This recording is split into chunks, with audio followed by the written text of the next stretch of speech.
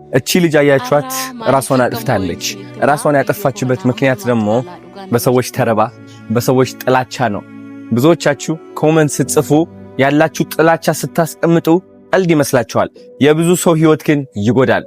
አያችሁ እኛ በጣም ነው የምናሳዝነው።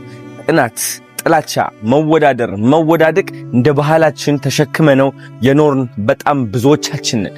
ይህ ባህል መቼ ነው የሚያቆመው? የውድድር ባህል፣ የጥላቻ ባህል፣ የመቀናናት ባህል፣ የትረባ ባህል መቼ ነው የሚቆመው? አንድ ሰው ኦፍ ኮርስ ህይወት ነች፣ እንሰቃያለን። ግን ስቃያችን ለሌላ ሰው ስናካፍል ይህ የሰይጣን ስራ ነው። የምድር ሲኦል ይባላል።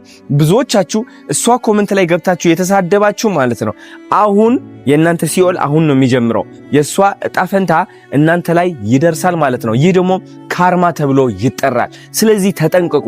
መጥፎ የሆኑ ቃላቶች የት እንደምጥሉ ማየት አለባችሁ። አጣሉ፣ በቃ አታውጡት ከምላሳችሁ። ውስጣችሁ ላይ ትይዙና በፍቅር ራሳችሁን አክማችሁ ግን ሰው ማቀፍን ልመዱ። ሰው መውጋት ጥሩ አይደለም። ይህ ነው እቺ ዓለም እያበላሻት ያለው።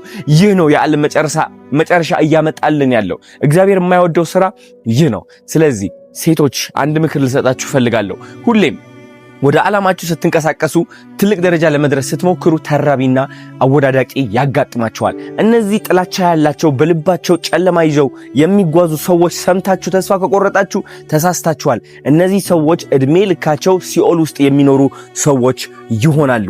እወቁት። ስለዚህ የራሳቸው ጥላቻ እዛው ተውት። አንቺን ብቻ ይመስልሻል የሚሰድቡሽ? አንቺን ሰድቦ እንደገና አልፎ ሌላ ሰው ይሰድባሉ።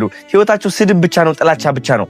ምንም ከዚህ መውጣት አይችሉም። የታወቀ ነገር ነው። ስለዚህ እነሱን ታያቸው። ህይወትሽን ኑሪ። አንቺ ጠንክሪ፣ በርቺ። ህይወትሽ ይቀየራል። ተስፋ እንዳትቆርጪ። ቻው።